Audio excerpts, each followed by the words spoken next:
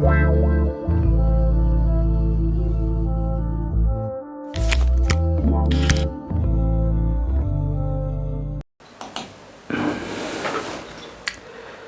frères et sœurs, bonjour. Aujourd'hui, c'est le dimanche de la parole de Dieu. Et ce dimanche, nous sommes invités par la Vierge Marie à mettre en pratique la parole de Jésus. N'oublions pas que nous sommes dans l'octave de prière pour l'unité des chrétiens. Et si nous vivons la parole tous des différentes églises, nous nous rassemblons vraiment à Jésus et c'est lui qui va nous unir. Aujourd'hui, sous forme de pilule, servons le Seigneur en écoutant et en mettant en pratique sa parole. Dimanche dernier, avec la fête du baptême du Seigneur, nous avons commencé le chemin du temps liturgique dit ordinaire. Le temps pour suivre Jésus dans sa vie publique, dans la mission pour laquelle le Père l'a envoyé dans le monde. Dans l'évangile d'aujourd'hui, qui est pris du chapitre 2 de Saint Jean, du verset 1 à 11, nous trouvons le récit du premier des miracles de Jésus. Le premier de ces signes prodigieux a lieu dans le village de Cana, en Galilée, lors d'une fête de mariage. Ce n'est pas un hasard si, au début de la vie publique de Jésus, se situe une cérémonie nuptiale, car en lui, Dieu a épousé l'humanité. Voilà la bonne nouvelle, même si ceux qui l'ont invité ne savaient pas encore qu'à leur table est assis le Fils de Dieu et que le véritable époux est lui. En effet, tout le mystère du signe de Cana est fondé sur la présence de cet époux divin, Jésus, qui commence à se révéler. Jésus se manifeste comme un époux du peuple de Dieu, annoncé par les prophètes, et nous révèle la profondeur de la relation qui nous unit à lui. C'est une nouvelle alliance d'amour. Dans le contexte de l'alliance, se comprend pleinement la signification du symbole du vin qui est au centre de ce miracle. Au moment où la fête a son apogée, le vin est fini. La Vierge Marie le remarque et dit à Jésus, « Ils n'ont pas de vin ». Parce que continuer la fête avec de l'eau aurait été dommage. Ces gens auraient fait piètre figure.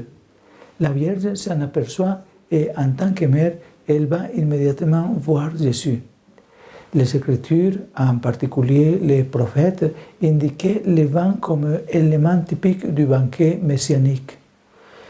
L'eau est nécessaire pour vivre, mais le vin exprime l'abondance du banquet et la joie de la fête. Une fête sans vin, je ne sais pas.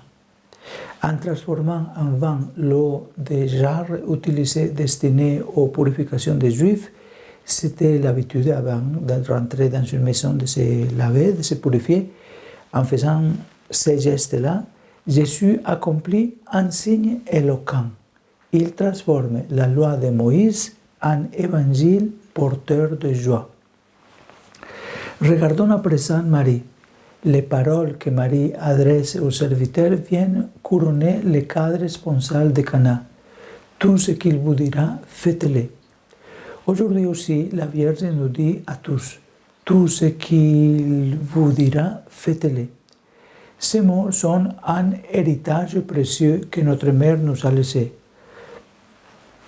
En effet, à Cana, les serviteurs obéissent. Jésus leur dit, remplissez d'eau les jarres. Ils les remplissent jusqu'au bord. Et il leur dit, puisez maintenant et portez-en au maître du repas. Ils lui emportèrent. Dans ces noces est véritablement stipulée une nouvelle alliance et aux serviteurs du Seigneur, c'est-à-dire à toute l'Église, une nouvelle mission est confiée. Tout ce qu'il vous dira, faites-le. Servir le Seigneur signifie écouter et mettre sa parole en pratique. C'est la recommandation simple, essentielle de la mère de Jésus. C'est le programme de vie du chrétien.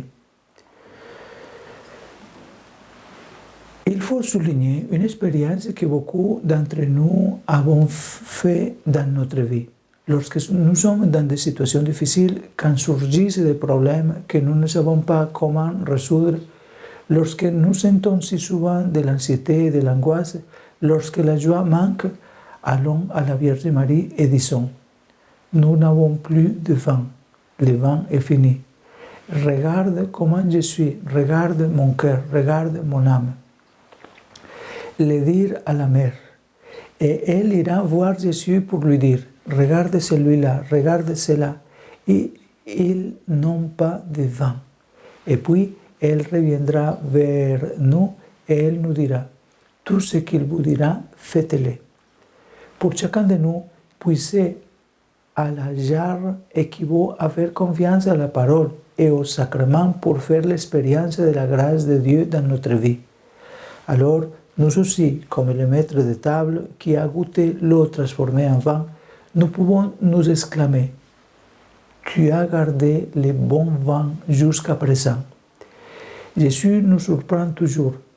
Parlons à la mère pour qu'elle parle à son Fils et il nous surprendra. Que la Sainte Vierge nous aide à suivre son invitation. Tout ce qu'il vous dira, faites-le, afin que nous puissions nous ouvrir pleinement à Jésus en reconnaissant dans la vie quotidienne les signes de sa présence vivifiante. Et qu'en vivant sa parole, chrétiens de différentes églises, nous puissions travailler concrètement pour l'unité de tous les chrétiens.